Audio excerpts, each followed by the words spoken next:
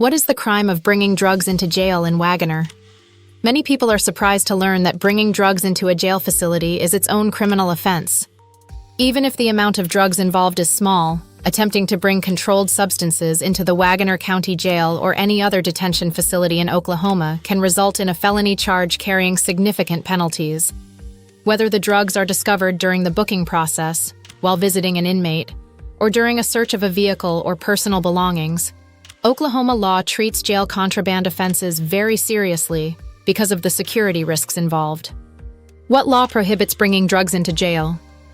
Under Oklahoma law, it is unlawful for a person, without authority, to bring into or possess within a jail, state penal institution, or other place where prisoners are located any controlled dangerous substance.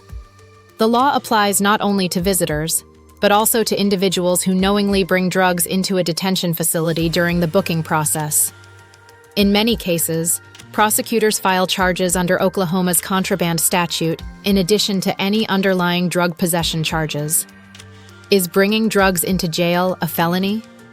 Bringing a controlled, dangerous substance into a jail or other correctional facility is generally a felony offense under Oklahoma law. A conviction can result in imprisonment for not less than 1 year and up to 5 years, a fine, or both. The charge applies regardless of whether the drugs were intended for personal use or for delivery to an inmate. What happens if the drugs are discovered during booking? One common situation occurs when an individual is arrested on an unrelated charge and enters the jail while still possessing drugs.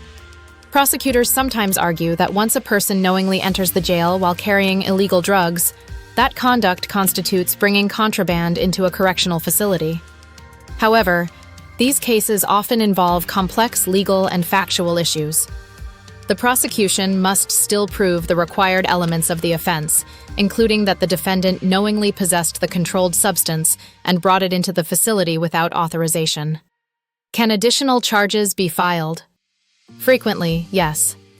Depending on the circumstances, a defendant may face multiple criminal charges arising from the same incident, including possession of a controlled dangerous substance, possession of drug paraphernalia, possession with intent to distribute, bringing contraband into a jail, or other felony or misdemeanor offenses related to the original arrest. The specific charges will depend upon the type and quantity of drugs involved and the surrounding facts of the case. Are there defenses available?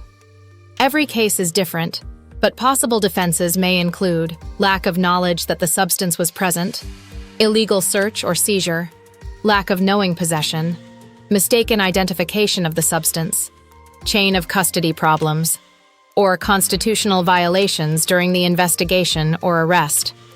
In some cases, the facts surrounding the booking process itself may become important in determining whether the state can prove the offense beyond a reasonable doubt. Contact a Wagoner criminal defense attorney. Bringing drugs into jail is a serious felony offense that can lead to imprisonment and a permanent criminal record.